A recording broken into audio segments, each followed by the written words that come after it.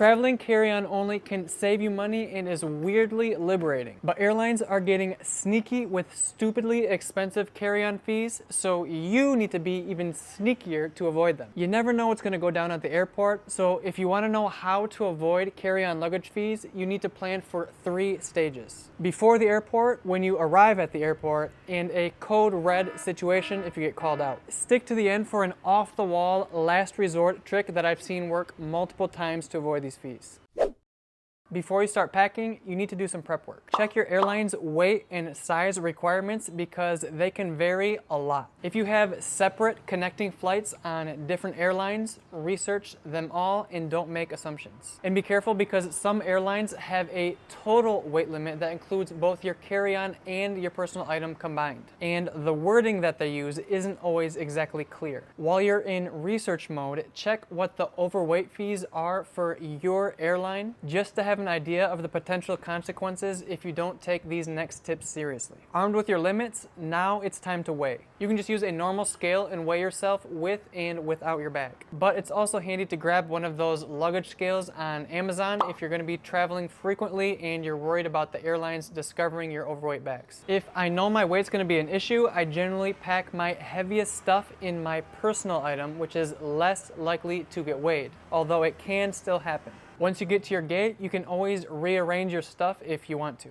But whatever you do, try to avoid the check-in counter at all costs. This is where you're most likely to get smacked with fees. That means always trying to check in online or using the airline's app to get either digital or printed boarding passes beforehand. It also means not having any checked bags, because if you have checked bags, then you'll likely need to go to the check-in counter where they might weigh your carry-on as well. If you don't think you can survive without the space of a checked bag, use the clever tips in this video to maximize your personal item space instead. You can also minimize your odds of problems by using a compact, lightweight carry-on, ideally in low-key colors. Backpacks don't draw as much attention as rolling luggage, and they also normally weigh way less. For example, the carry-on rolling suitcase ranked number 1 by the New York Times weighs 7.8 pounds. While this 40-liter Tortuga backpack that I use as my full-time carry-on only weighs 4.5 pounds. A 3 or 4 pound difference might not sound like a big deal, but with carry-on limits as little as 15 pounds, simply choosing a backpack over a rolling suitcase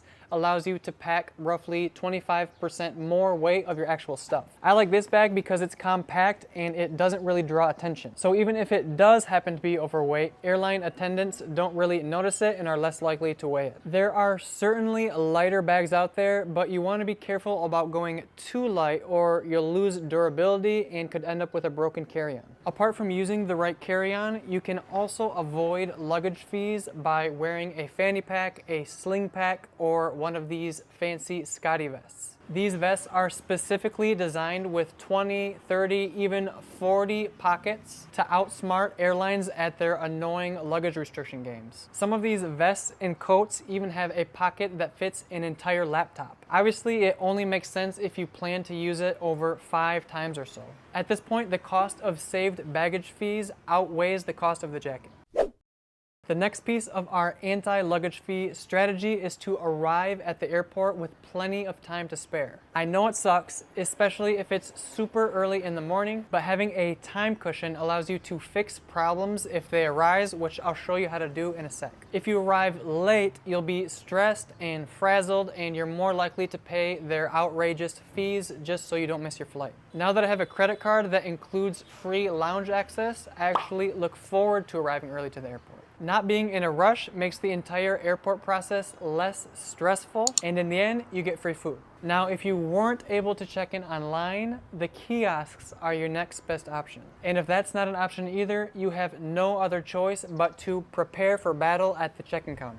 If you know you're overweight and you're traveling with a group, you could try going one at a time and leaving one person behind, leaving some of your stuff with them. I've never had to resort to this, but if you bought your tickets as a group, I don't know if the check-in agents would wonder or care where your travel partners are. But it seems like it's worked for other travelers in the past, so it may just depend on the airline's policies. The same idea applies if someone brought you to the airport to see you off. You could just leave some of your stuff with them and then pick it up after you have your boarding pass.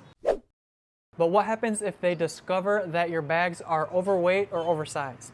Don't panic yet. Simply tell them that you need to rearrange some things, step out of line to find a quiet corner, and initiate the Code Red protocol. Code Red level 1 is to simply wear more of your heavy stuff. Layer up as many shirts, sweatshirts, and coats as possible. Wear your heaviest shoes, hang your headphones around your neck, put heavy stuff in your pockets. There are some pretty hilarious videos of people doing this right in front of the check-in counter, but I would not recommend trying to provoke or show up the attendant. They probably won't think it's very funny. But in the end, who are they to tell you how warmly you're allowed to dress? I realize how ridiculous all this sounds because in the end, the same amount of weight is entering the airplane. But sometimes stupid rules call for stupid workarounds. Even if you wore all your clothes and strapped ankle weights around your legs, you'd still probably weigh less than other people on your flight.